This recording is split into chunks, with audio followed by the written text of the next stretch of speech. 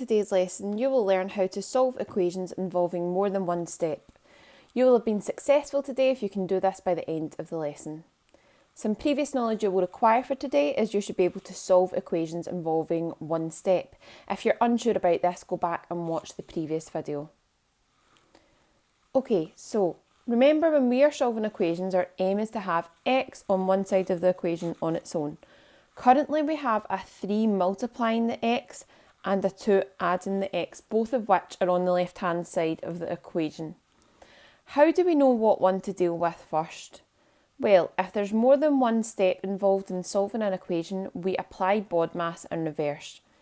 So we start by dealing with anything that is adding or subtracting the x.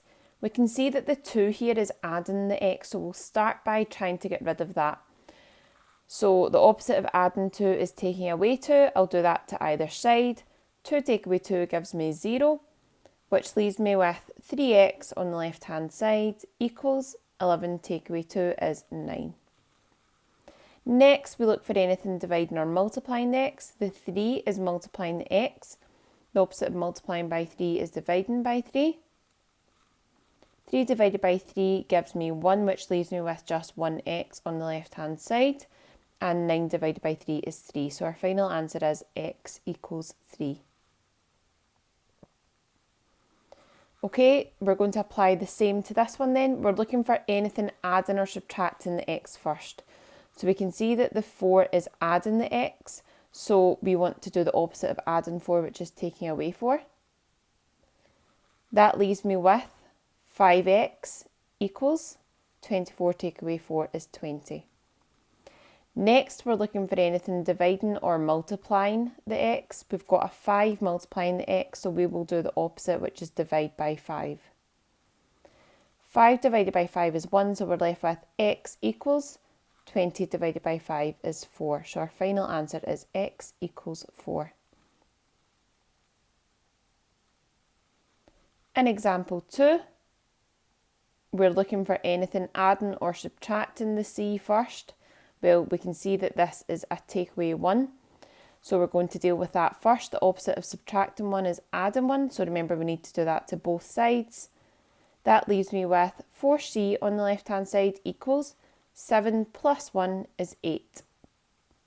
We have the 4 multiplying the c. The opposite of multiplying by 4 is dividing by 4. 4 divided by 4 will leave me with just c on the left hand side equals 8 divided by 4 is 2. So our final answer is c equals 2. Here we have a 4 subtracting the 6z. So we are going to add 4. That will leave me with 6z on the left hand side equals 14 plus 4 is 18. The 6 is multiplying by z, so we are going to divide each side by 6.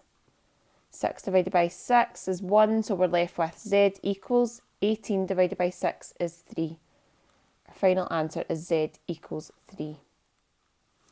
So in example 3, we're going to look at what to do if the division doesn't give you a whole number.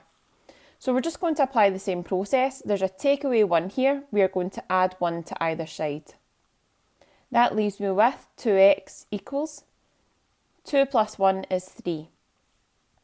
We have a 2 multiplying the x here, so we're going to divide each side by 2. That leaves me with x equals. Now 3 divided by 2 isn't going to give us a whole number. So what we can do is we can leave it as a fraction in its simplest form. Remember, to show division in a fraction, we just write that as 3 over 2. And you can change that to a mixed number if you want. 2 goes into 3 one whole time with a remainder of 1 over 2. As long as it's in its simplest form. In part B, so we're going to start by dealing with the plus 4 by taking away 4 from each side. So that leaves me with 6z equals 10. We are going to divide each side by 6. Which leaves me with z equals, again, 10 doesn't lie in the 6 times table, so that's not going to give us a whole number. So just write it as a 10 over 6 fraction. This fraction can be simplified. 10 and 6 are both divisible by 2. So we can leave that as z equals 5 over 3, or as a mixed fraction, 3 goes into 5 one whole time with a remainder of 2 over 3.